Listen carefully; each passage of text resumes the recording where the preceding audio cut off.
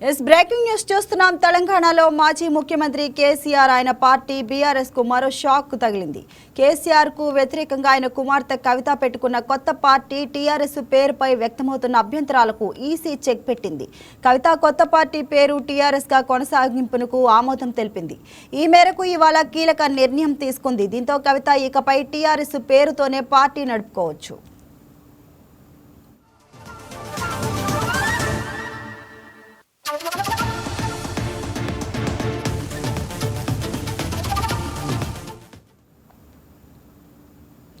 KCR party BRS తనను suspend చేశాక TRS పేరుతో కొత్త పార్టీ పెట్టుకున్న కవిత ఈ మేరకు కేంద్ర ఎన్నికల సంఘానికి సమాచారం ఇచ్చారు.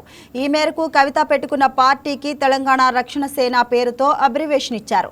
దీనికి ఎన్నికల సంఘం ఆమోదం తెలిపింది. టీఆర్ఎస్ పేరును అధికారికంగా కల్వకుంట్ల కవిత ఇస్తూ కేంద్ర ఎన్నికల సంఘం నిర్ణయం తీసుకుంది.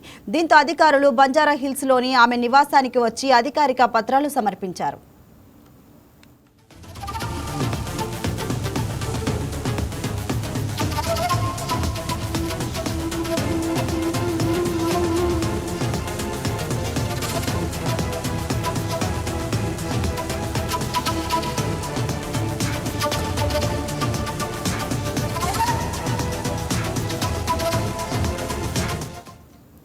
ఈ నెల 25న మేడ్చల్లోని అద్వయ కన్వెన్షన్లో టీఆర్ఎస్ పార్టీ పేరును కవిత ప్రకటించారు. దీనిపై పలు అభ్యంతరాలు వ్యక్తమయ్యాయి. ముఖ్యంగా కేసీఆర్ పార్టీ బీఆర్ఎస్ పాత పేరు టీఆర్ఎస్ కావడం, ఇప్పుడు కవిత అదే పేరుతో జనంలోకి వెళ్తే బీఆర్ఎస్ కు నష్టం తప్పదన్న అంచనాల నేపథ్యంలో ఎన్నికల సంఘం తీసుకున్న నిర్ణయం కవితకు భారీ ఊరటనిస్తుంది. అదే సమయంలో కేసీఆర్తో పాటు బీఆర్ఎస్ నేతలకు ఇదో బిగ్ షాక్ కానుంది.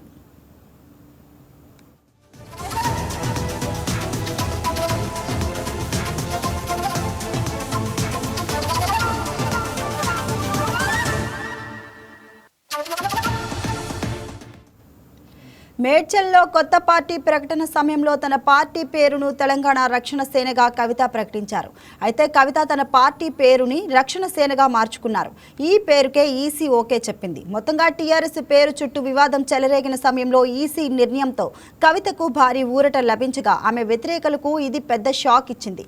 దీనిపై మరింత సమాచారాన్ని మా వరంగల్ కరెస్పాండెంట్ సంపత్ అందిస్తారు.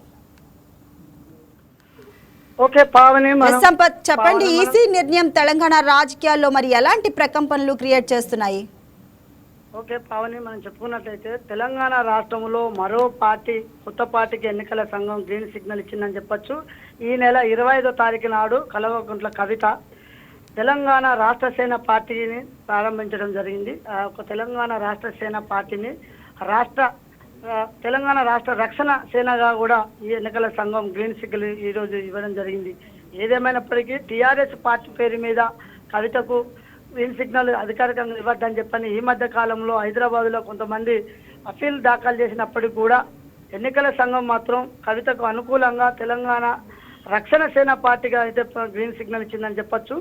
ఈ యొక్క తెలంగాణలో టీఆర్ఎస్ పార్టీని 2001లో కేసీఆర్ ఏర్పాటు చేయడం జరిగింది.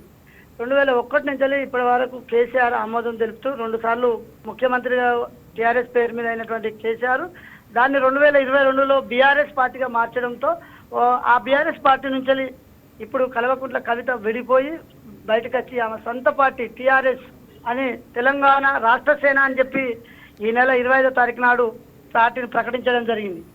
దానినే ఎన్నికల సంఘము తెలంగాణ రాష్ట్ర సేన కాకుండా తెలంగాణ రాష్ట్ర రక్షణ సేన అని చెప్పని కూడా ఎన్నికల సంఘం కవితకైతే గ్రీన్ సిగ్నల్ ఇచ్చిందని చెప్పొచ్చు పావని.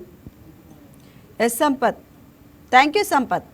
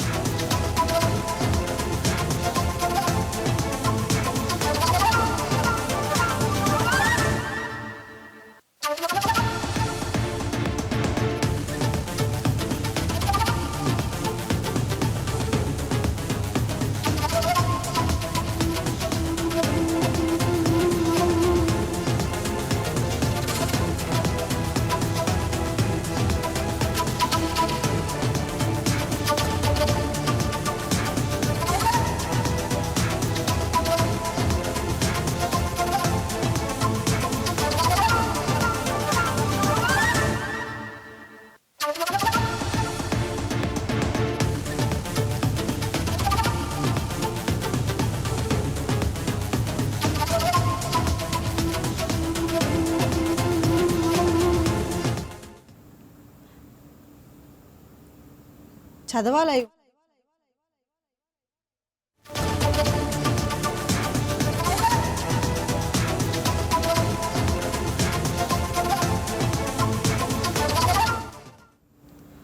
తెలంగాణలో మాజీ ముఖ్యమంత్రి కేసీఆర్ ఆయన పార్టీ బీఆర్ఎస్కు మరో షాక్ తగిలింది. కేసీఆర్కు వ్యతిరేకంగా ఆయన కుమార్తె కవిత పెట్టుకున్న కొత్త పార్టీ టీఆర్ఎస్ పేరును వ్యక్తమవుతున్న అభ్యంతరాలకు ఈసీ చెక్ పెట్టింది. కవిత కొత్త పార్టీ పేరు టీఆర్ఎస్గా కొనసాగింపునకు ఆమోదం తెలిపింది. ఈ మేరకు ఇవాళ కీలక నిర్ణయం తీసుకుంది. దీంతో కవిత ఇకపై టీఆర్ఎస్ పేరుతోనే పార్టీ నడుపుకోవచ్చు. సో దీనిపై మరింత సమాచారాన్ని మా ఎగ్జిక్యూటివ్ ఎడిటర్ శ్రీనివాస్ ఫోన్ ద్వారా అందిస్తారు. శ్రీనివాస్, చెప్పండి, మరి ఈసీ నిర్ణయం తెలంగాణ రాజకీయాల్లో ఎటువంటి ప్రకంపనలు క్రియేట్ చేసే ఛాన్స్ ఉంది?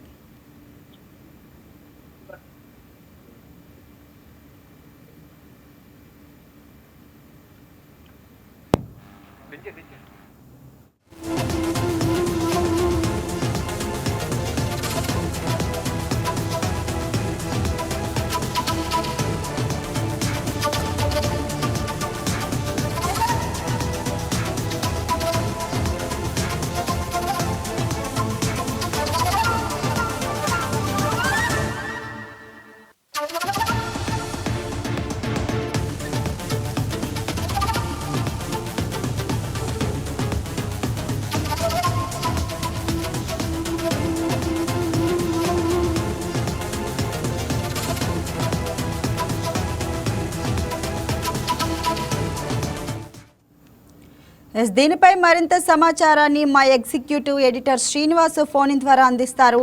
శ్రీనివాస్, చెప్పండి, ఈసీ నిర్ణయం తెలంగాణ రాజకీయాల్లో ఎటువంటి ప్రకంపనలు క్రియేట్ చేసే ఛాన్స్ ఉంది?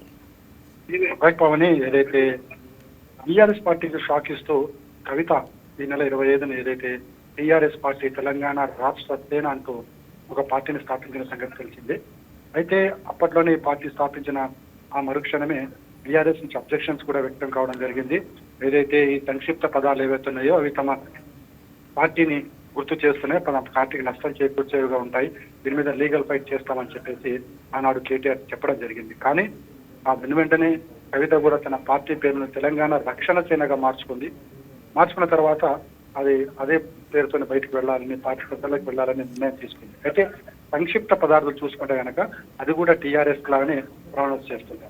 సో ఈ నేపథ్యంలోనే కవిత పార్టీకి చిక్కెదురేసిన అందరూ భావించారు. కానీ ఎన్నికల సంఘం ఈ టీఆర్ఎస్ కు గ్రీన్ సిగ్నల్ ఇస్తూ కొద్దిసేపటి క్రితమే దానికి సంబంధించిన పత్రాలను కూడా కవితకు అందజేయడం జరిగింది. దీంతో బీఆర్ఎస్ కు ఒక షాక్ అనే చెప్పొచ్చు. ఎందుకంటే దీని మీద ఎన్నికల సంఘం అభ్యంతరం వ్యక్తం చేస్తుందని ఆ పార్టీ నేతలు భావిస్తూ వచ్చారు. కానీ ఈ సంక్షిప్త పదాలు ఏవైతున్నాయో అవి వాడుకోవచ్చు అని చెప్పేసి కూడా ఎన్నికల సంఘం స్పష్టం చేయడం జరిగింది. బీఆర్ఎస్ పార్టీ ముందున్న పార్టీ టీఆర్ఎస్ పార్టీ ఉందో ఆ టీఆర్ఎస్ పార్టీని కూడా మళ్ళీ తెచ్చుకుని మళ్ళీ దాన్ని కొనసాగింపించని కూడా ఎన్నికల సంఘం స్పష్టం చేయడం జరిగింది. అంటే ఇక్కడ సంక్షిప్త పదాలు అనేవి ఏవైతున్నాయో దానిలో ఎలా ప్రొనౌన్సియేషన్ వచ్చినా దానికి అభ్యంతరం ఉండదు అని చెప్పి ఎన్నికల సంఘం స్పష్టం చేయడంతో ఇప్పుడు టీఆర్ఎస్ పేరుతోనే కవిత ఎన్నికలకు వెళ్ళనుంది. ఇది ఒక స్ట్రాటజిక్ గా కూడా చూసుకుంటే కనుక అది బీఆర్ఎస్ కు ఒక చెంపపెట్టు లాంటిదని భావించాల్సి ఉంటుంది. ఆ పార్టీకి నష్టం కూడా తీసుకొచ్చే అవకాశం కూడా లేకపోలేదు. సో ఇప్పుడు టీఆర్ఎస్ పార్టీ పేరుతోని కవిత ఎన్నికల్లోకి ప్రజల్లోకి వెళ్ళబోతుంది. ఆ పార్టీ పేరును మరోసారి పునరుజ్జింపజేసి ఏదైతే ప్రజలకి టీఆర్ఎస్ అనేది ఎంత చేరువుగా ఉందో అని మరోసారి గుర్తు చేస్తూ ఎన్నికలకు వెళ్ళడం వల్ల అది టీఆర్ఎస్ గట్టి ఎదురుదెబ్బపడే అవకాశం అయితే ఖచ్చితంగా ఉందని చెప్పొచ్చు. కానీ అంటే కవిత పార్టీకి ఇది ఎంతవరకు బూస్ట్ అవుతుంది అని అంటారు? అంటే గ్రౌండ్ లెవెల్లో ఈ క్యాడర్ షిఫ్ట్ కనిపిస్తుంది అంటారా? ఖచ్చితంగా. ఎందుకంటే ఇది గతంలో టీఆర్ఎస్ పార్టీ ప్రజల్లోకి వెళ్ళడం వల్లనే ఆ స్థాయిలో హైప్ క్రియేట్ కాబడింది. ఎప్పుడైతే బీఆర్ఎస్ గా రూపాంతరం చెందిందో అప్పటి నుంచి కూడా బీఆర్ఎస్ అనేది ప్రజల్లోకి అంతగా వెళ్ళలేని పరిస్థితి. జాతీయ స్థాయిలో మేము చక్రం తిప్పుతామనే లెవెల్కి వెళ్ళకపోవడంతో ప్రజలు దాన్ని కొన్ని మర్చిపోయిన సంగతి కూడా ఇప్పుడు టీఆర్ఎస్ మళ్ళీ వచ్చింది, అది కూడా కవిత నడిపిస్తుంది అనడంతో దానికి పార్టీ ఖచ్చితంగా బూస్టప్ వస్తుందని మనం భావించాల్సి ఉంటుంది. శ్రీనివాస్, అంటే మేడ్చల్ మీటింగ్ తర్వాత మరి ప్రజల్లో కానీ స్థానిక నేతల్లో కానీ అసలు ఎటువంటి స్పందన కనిపిస్తుంది? ఇది ఖచ్చితంగా, ఎందుకంటే మనకి తెలంగాణలో మరో పార్టీ వచ్చే అవకాశం ఉంది. ముఖ్యంగా ఏదైతే బీఆర్ఎస్ పార్టీ ఎప్పుడైతే బీఆర్ఎస్ గా మారిపోయిందో ఆ తర్వాత కొంత అగాధం ఏర్పడింది. తెలంగాణకున్న అస్తిత్వం టీఆర్ఎస్ పార్టీ పేరులో కనిపించింది. ఆ అస్తిత్వాన్ని కోల్పోయింది బీఆర్ఎస్ పార్టీగా అవతరించిన తర్వాత. సో మళ్ళీ ఇప్పుడు టీఆర్ఎస్ గా రావడంతో మళ్ళీ తెలంగాణ ఉనికికి సంబంధించి, తెలంగాణ ప్రజలకు సంబంధించి మరొకసారి చేరువయ్యేందుకు ఒక అవకాశంగా మనం భావించాల్సి ఉంటుంది. ఎస్ శ్రీనివాస్, అంటే ఈ పరిణామం మరి తెలంగాణలో ఇతర పార్టీలకు లాభమా లేదంటే నష్టము ఏమన్నా కలిగించవచ్చు అంటారా? అంటే ఇతర పార్టీలకు నష్టం కలిగిస్తుందో లేదో తెలియదు, కానీ ఇది బీఆర్ఎస్ కి మాత్రం ఖచ్చితంగా నష్టం కలిగించే అంశంగానే మనం చూడాల్సి ఉంటుంది. ఎందుకంటే ఒకవైపు కేసీఆర్ కూతురు, మరోవైపు టీఆర్ఎస్ పార్టీ. అంటే మరోసారి ఈ పార్టీ ప్రజల్లోకి వెళ్తుందంటే ఒక చర్చ జరుగుతుంది, తద్వారా నష్టం జరిగే అవకాశం బీఆర్ఎస్ పార్టీకి ఎక్కువగా ఉంది. ఎస్, అంటే ఇప్పుడు ఈ రెండు పార్టీల మధ్య చూసుకుంటే మనం మరి ఓటు బ్యాంక్ అనేది స్ప్లిట్ ఎంతవరకు అయ్యే ఛాన్స్ ఉందని అంటారు? మనం దాన్ని ఇప్పుడప్పుడే చెప్పడం కష్టం, ఎందుకంటే ఎన్నికలకు ఇంకా సమయం ఉంది. అప్పటి వరకు టీఆర్ఎస్ పార్టీ దాని పెర్ఫార్మెన్స్ ఎంత ఉంటుందనేది కూడా చూడాలి.